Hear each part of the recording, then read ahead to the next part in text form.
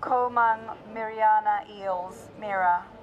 What sets this inquiry apart Louise Healy. is that it examines events that have hugely impacted each and every one of us.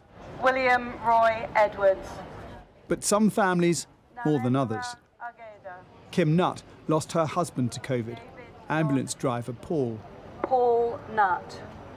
The girls, my other daughter as well, begged him not to go to work because they were worried about his safety.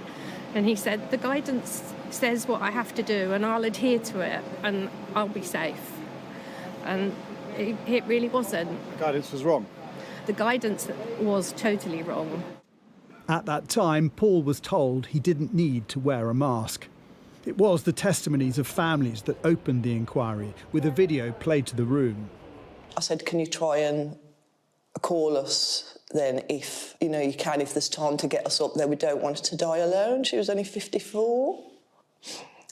And she died alone 5 days after my dad.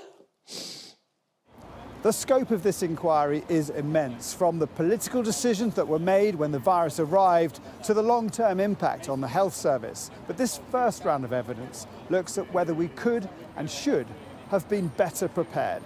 Even at this stage, before hearing the evidence, it is apparent that we might not have been very well prepared at all. The counsel to the inquiry told the chair, Lady Hallett, that previous administrations may have fallen short.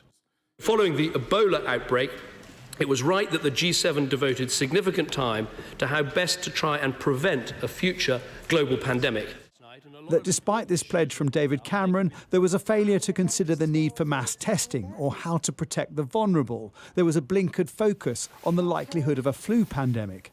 And anyway, resilience plans were consumed by preparations for Brexit. The families expect the evidence will show a lack of responsibility in government for civil emergency preparedness, with little or no ministerial leadership, and a chaos of committees which led to poor planning and ultimately a reactive rather than proactive response to the virus. And the Association of Directors of Public Health confirmed it was chaotic. At the start of the pandemic, directors were learning about new policies and guidance at the same time as members of the public were, when the televised 5 p.m. daily briefings began to be broadcast. These are the details families want to know. What do you want to come out of this inquiry? The truth and what actually happened. We need to know about the decisions that were made, why they were made or why they weren't made, so that we can hopefully learn the lessons to prevent anything like this happening again. The inquiry is expected to last more than 3 years. Jason Farrell, Sky News.